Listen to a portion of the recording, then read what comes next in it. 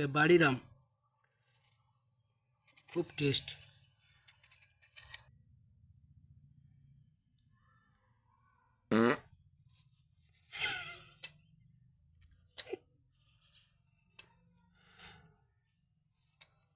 আমটা প্রচুর পচা আছে, বাড়ির আম স্প্রে করা নাই।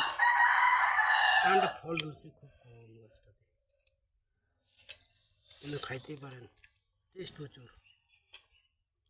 এই পোকা দেখছেন, এই দেখবেন, এই পোকা, এই পোকা।